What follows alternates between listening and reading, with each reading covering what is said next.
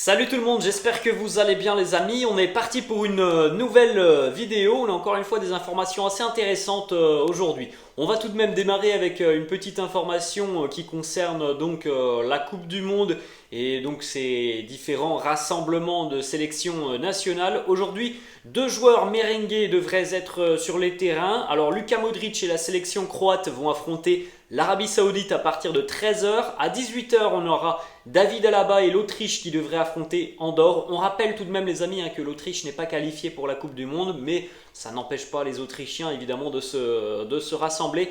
Rudiger, lui, ne devrait pas jouer alors que l'Allemagne va affronter la sélection d'Oman. On continue avec les deux unes des quotidiens madrilènes. Le quotidien AS qui titre Podemos. On peut le faire avec Luis Enrique, le sélectionneur de la Roja espagnole, qui est en une du quotidien AS. La petite information qui concerne le Real, c'est tout en haut. Roberto Martinez, le sélectionneur de la Belgique, qui nous dit Courtois méritait ce ballon d'or. Bon, on va pas revenir sur le ballon d'or, les amis.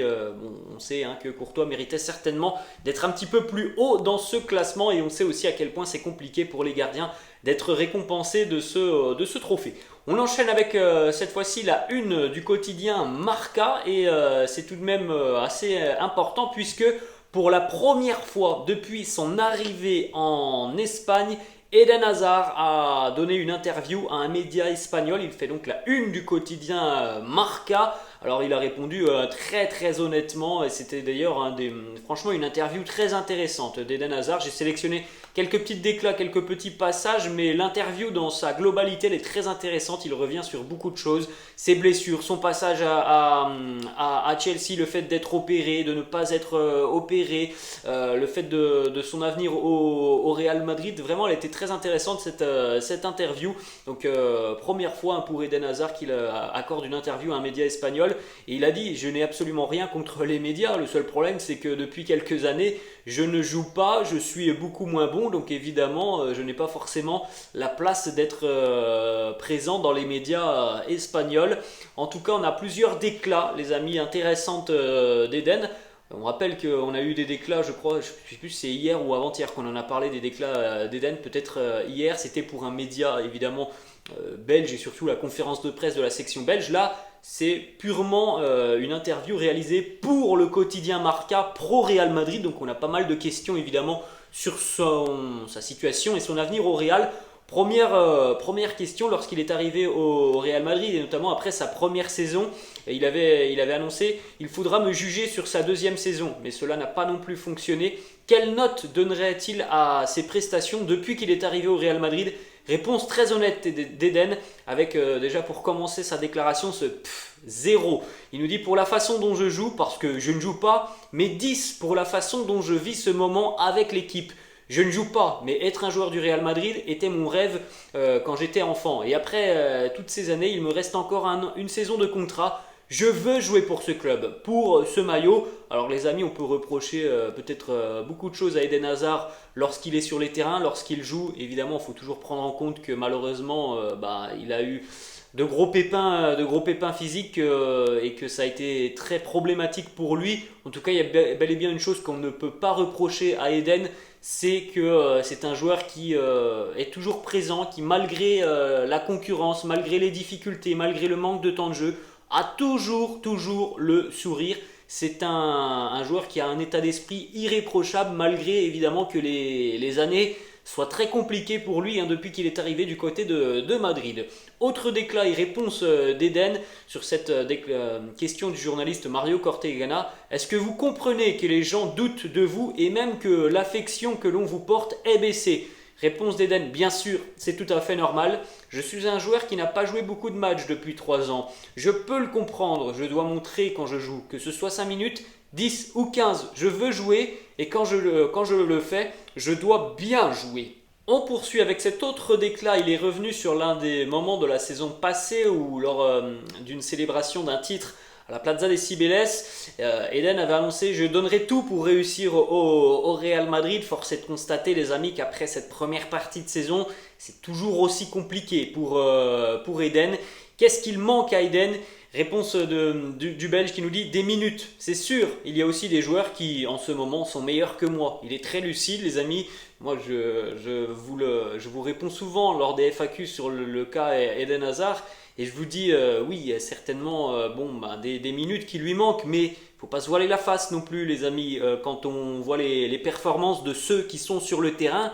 À l'heure actuelle, on est obligé de le dire aussi, il y a des joueurs qui sont meilleurs qu'Eden et c'est donc doublement plus compliqué pour lui d'avoir des minutes. Autre déclaration de Eden, cette réponse aux supporters madrilènes qui savent que le Real a payé beaucoup d'argent pour lui et qui disent maintenant que Eden est fini, qu'il ne redeviendra jamais celui qu'il a été du côté de Chelsea. Quel est le message d'Eden pour les supporters qui pensent cela? Voilà, c'est plein d'émotions ce que nous dit Eden. Il nous dit je suis désolé les amis, j'essaie mais je suis vraiment désolé. Et il me reste une année, je dois faire mes preuves mais ce n'est pas facile. Je ne joue pas, je veux jouer plus. Je suis vraiment désolé pour ce qu'il s'est passé. Voilà les mots d'Eden Hazard, il le dit, il le répète tout le temps les amis. Je veux jouer, j'ai envie de jouer. Malheureusement, comme moi aussi je vous le dis régulièrement les amis, je ne suis pas sûr qu'Eden aura le temps de jeu qu'il souhaite en seconde partie de saison. Et on en vient donc à cette dernière déclaration les amis sur son avenir au Real Madrid. Quelles sont les chances qu'il parte au mois de janvier ou alors au mois de juin à l'issue de la saison? Eden qui nous répond très honnêtement, en janvier c'est impossible, j'ai ma famille, j'aime la ville, mais en été il est possible que je parte. Il me reste une année de contrat. C'est au club de décider. Si le club me dit Eden, merci pour ces 4 saisons, mais tu dois partir, je devrais l'accepter parce que c'est normal. Mais j'aimerais jouer plus, montrer davantage que je peux jouer, que je suis un bon joueur. Il est conscient, Eden, que voilà, ça sent quand même à la fin de l'aventure pour lui, à moins les amis de vivre une seconde partie de saison exceptionnelle. Franchement, je pense qu'on se dirige vers un départ d'Eden l'été prochain. On verra, on suivra tout ça évidemment attentivement sur la seconde partie de saison. En tout cas, voilà, c'était une interview assez forte d'Eden et voilà, il a répondu sur beaucoup de sujets. J'ai sélectionné quelques déclats, les amis. Si vous pouvez retrouver l'interview sur les réseaux sociaux, n'hésitez pas, elle était très intéressante. On continue avec une information cette fois-ci qui concerne l'un des joueurs qui est suivi par le Real Madrid, Rafael Leao. On a une information de Fabrizio Romano. Le papa de l'international portugais s'est exprimé à propos de l'avenir du fiston. Il nous dit « Le contrat de Rafael se termine en 2024. Nous sommes en pourparlers sur un nouvel accord avec Milan. Jusqu'à cette date, nous gérerons tout ce qui se passe calmement, sans l'implication de Chelsea, du Real et de Barcelone. » Donc, encore une fois, les amis, ça semble être très compliqué dans ce dossier Rafael Leao, même s'il y a un intérêt. C'est compliqué d'imaginer que le Real pourra aller chercher le joueur si, en plus de ça, il a envie de continuer du côté des Rossoneri. Autre information, le quotidien Defensa Central qui nous annonce que le Real s'intéresse cette fois-ci au jeune attaquant suisse Noah Okafor, jeune attaquant du RB Salzbourg. Il plaît beaucoup au club, il pourrait être le remplaçant de Karim Benzema. Le prix du joueur n'est pas très haut et les négociations seront faciles avec le RB Salzbourg. Alors on sait qu'un du côté de Salzbourg il y a des cracks qui sortent tous les ans du club. On rappelle l'été dernier que le Real s'était montré intéressé fut un temps par Benjamin Sesko. Au final le dossier est tombé à l'eau. Noah Okafor est aussi un profil très intéressant. On enchaîne les amis avec 2 déclarations de Mirailo Mudryk que l'on a vu lors de cette campagne de Ligue des Champions. Mirailo Mudryk interrogé sur son avenir, il nous dit d'un point de vue purement théorique, s'il y avait une option pour être un remplaçant au Real ou être titulaire du côté d'Arsenal, je choisirais probablement Arsenal, mais ça reste une question difficile. Autre déclat de Mudryk sur son futur club, il nous dit ce n'est pas une question de badge ou d'histoire, le style de jeu de l'équipe va jouer un rôle très important dans ma décision. Oui, je serais contrarié si je ne bouge pas en hiver. C'est une information importante. Il souhaite quitter le Shakhtar sur le mercato hivernal. Bon, on sait les amis par exemple que Carlo Ancelotti a annoncé qu'il n'y aurait pas de recrue sur le mercato hivernal côté Real Madrid. Donc encore une fois, on se dirige vers un échec sur ce dossier parce que on a ces déclarations de Carlo, on a aussi l'intérêt concret d'Arsenal et ça date déjà depuis l'été dernier. Et Arsenal se montre beaucoup plus proactif sur ce dossier que le Real Madrid. Arsenal a visiblement déjà convaincu le joueur, hein. Il l'a dit aussi, je reçois énormément de messages de supporters des Gunners, ça ne me laisse pas insensible. Il discute beaucoup aussi avec Alexander Zinchenko. Bref, on a encore l'impression, les amis, que ce jeune crack ukrainien ne prendra pas la direction du Real et c'est bien dommage. On continue, les amis, avec une information du quotidien Marca qui nous annonce que Ferland Mendy est visiblement exclu à l'heure actuelle de l'énorme plan de rénovation de contrat de certains merengues.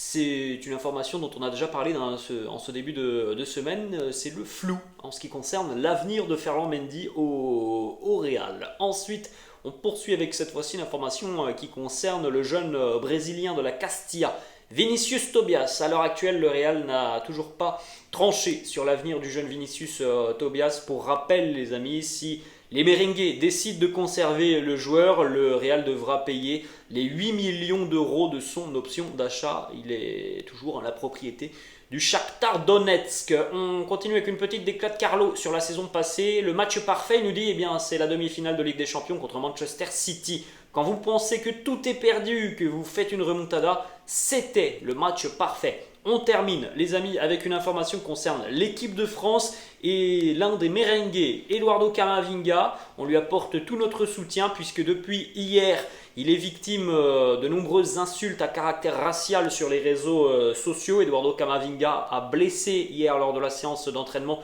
Évidemment, il a blessé involontairement Christopher Nkunku sur un duel somme toute anodin entre les deux joueurs. Malheureusement, cette blessure elle est très importante puisque Christopher Nkunku doit déclarer forfait pour la Coupe du Monde. On apporte tout notre soutien à Camavinga qui malheureusement a été victime de débiles tout simplement sur les réseaux sociaux. On apporte aussi tout notre soutien à Christopher Nkunku parce que c'est difficile. Lui qui vit des moments magnifiques avec le RB Leipzig, qui allait vivre donc sa première Coupe du Monde, et bien malheureusement ça tombe à l'eau. Christopher Nkunku déclare forfait pour la Coupe du Monde. Voilà les amis, la fin de cette vidéo, j'espère que ça vous a plu. N'hésitez pas comme d'habitude à lâcher un petit pouce bleu. N'hésitez pas non plus les amis à vous abonner à la chaîne. Moi je vous laisse et je vous dis à la prochaine. Ciao!